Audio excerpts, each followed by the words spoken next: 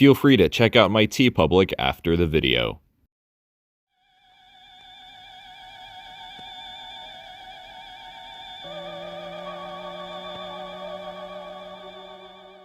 Welcome everyone to Toho in Space, where I will be reviewing 4 of Toho's outer space classics. And today, to start things off, I will be reviewing The Mysterians. The Mysterians, known in Japan as Earth Defense Force, is a 1957 sci-fi film about a dying race of aliens who come to Earth so that they can have somewhere to prosper, since their home planet, Mysterioid, is contaminated due to thousands of years of nuclear war.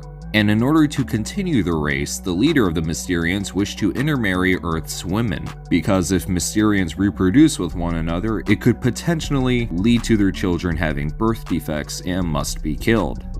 The Mysterians also claim to be pacifists, while also demonstrating their advanced military technology, which they can use as a means to get what they want, which includes controlling the airspace around the Earth. Since this could lead to the Mysterians controlling Japan and possibly the Earth, an international coalition is formed to combat the alien race. Hey, if I had to deal with horny aliens, I'd do the same. At its core, The Mysterians is a political military drama with aliens in it. Unfortunately, the human drama does fall a little flat. A good majority of it is repetitive, as whenever an action sequence ends, characters would describe what just happened. This does make the film drag in some parts, including some rather forgettable characters. And that's a bit of a shame, because this film features some of Toho's biggest stars like Kenji Sahara, Momoko Kochi, and even Akihiko Hirata and Takashi Shimura, but they're not given a whole lot to do. Fun fact, Yoshio Tsuchiya, the actor who plays the Mysterian leader, would later go on to play the controller of Planet X in Monster Zero. Before I talk about the special effects, I just want to mention that not too far in the film, we are introduced to a robot you may find familiar.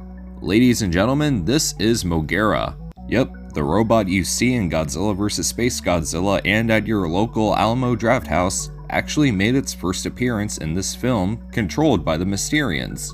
And I must say, Mogera's design in this film is the most retro sci-fi as you can get. I mean, just look at it. Anyway, the special effects aren't too bad for the time. The optical laser effects can be neat looking. But then again, this was when they were sorta experimenting with it, so some of it does look like crayons were brought to post-production. However, the pyrotechnics are pretty incredible, especially with Akira Fukubi's scoring. Not to mention, the design of the Mysterians' dome's interior is pretty fascinating. Also, I can't help but feel like the English dub on the Tokyo Shock DVD sounds like an anime dub at times. We must learn from their error and never repeat it. There are some things we must never forget. Kinda reminds me of Shin Godzilla's English dub.